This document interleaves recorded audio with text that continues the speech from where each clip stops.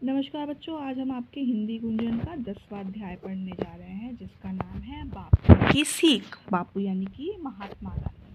महात्मा गांधी ने अपना सारा जीवन समाज सेवा में लगा दिया। चाहे कोई गरीब हो या अमीर, हिंदू हो या मुसलमान, बच्चा हो या बूढ़ा, वे सभी के प्रति समान भाव रखते थे। उनके जीवन से जुड़े कुछ रोचक संस्मरण आज आप इस पाठ में पढ़ेंगे।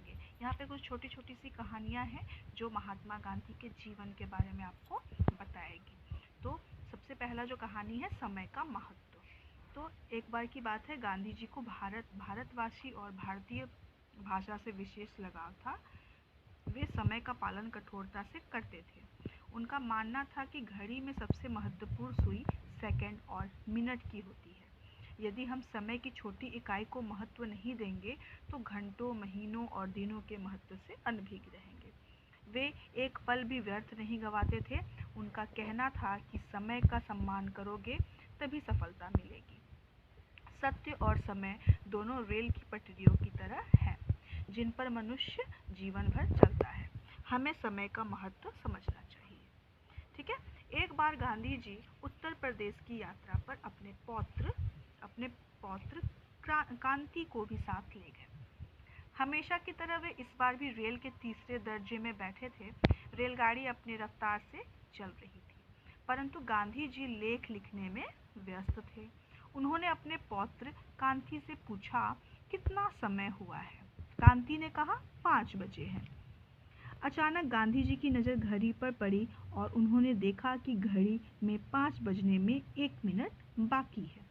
उन्होंने लिखना छोड़कर कांति को देखा और कहा, ध्यान से देखो कितना बजा है।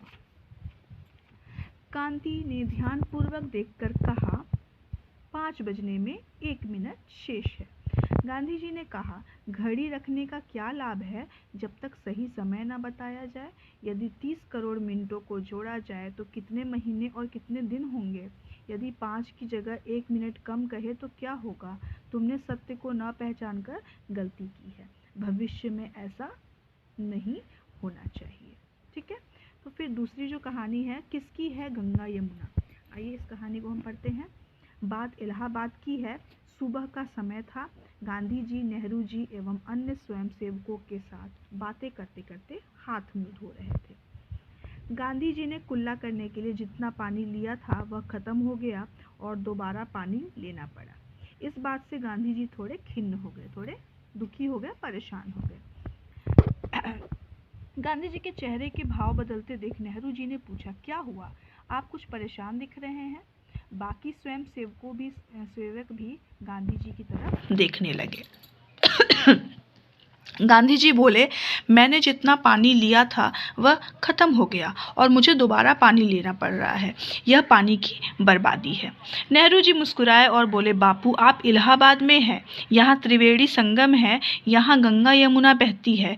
कोई मरुस्थल थोड़ी ही है कि पानी का कमी हो। आप थोड़ा पानी अधिक भी प्रयोग कर लेंगे तो क्या फर्क पड़ता है? गांधी जी ने कहा, किसकी है यह गंगा यमुना? ये सिर्फ मेरे लिए ही तो नहीं बहती, उनके जल पर भी सभी का समान अधिकार है।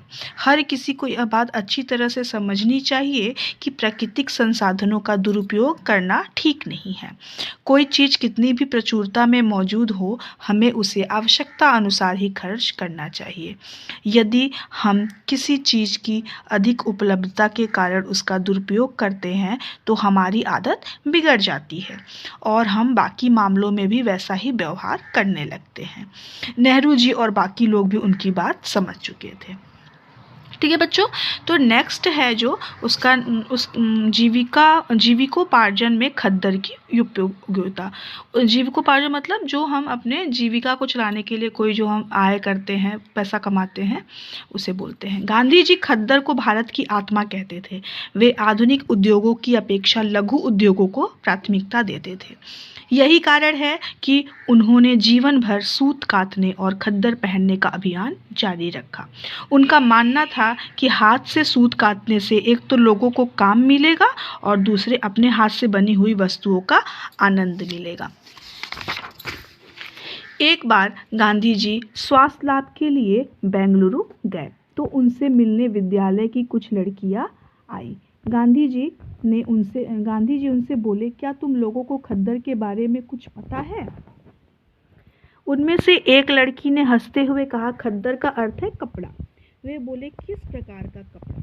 थोड़ी देर चुप रहने के बाद दूसरी लड़की बोली, खुरदुरा सा कपड़ा। गांधी जी ने कहा, सूत का हाथ से बुना कपड़ा ही खद्दर कहलाता है। अच्छा बताओ, इसे पहनने से क्या लाभ होगा? एक लड़की ने कहा, यह मजबूत होता है। एक अन्य लड़की ने कहा, यह जल्दी ही साफ हो जाता है। गांधी जी बोले, इसे इसलिए पहनना चाहिए क्योंकि खद्दर सूत से बनता है, और सूत कौन काटता है? अमीर या गरीब लोग? इसे गरीब लोग काटते हैं। हमारे गांव में बहुत गरीबी है, इसीलिए वे आजीविका चलाने के लिए सूत काटते हैं। यदि इससे उन्हें दमड़ी भी मिल जाए तो इसे वे अपना सौभाग्य, दमड़ी यानी पैसा मिल जाए तो इसे अपना वे सौभाग्य मानते हैं। यदि तुम खद्दर खरीदोगी तो इससे उनकी आय बढ़ेगी और वे गुड़, मिर्च और नमक खरीद पाएंगे। अब समझ में आया कि खद्दर क्यों पहनना चाहिए? लड़कियों ने कहा, बापू अब हम भी खद्दर के कपड़े जरूर पहनेंगे। तो बच्चों, गांधी जी ने आपको जो अभी ये सीख दी, ठीक है, आप इसको अपने जीवन में ज़रूर अपनाइए। समय का महत्व रखिए और किसी भी चीज़ की बर्बादी ना करिए। तो इस पार्ट में अभी हम इतना ही जानेंगे। आगे जब इसका क्वेश्चन आंसर मैं आपको दूंगी तो आप उसे करिएगा।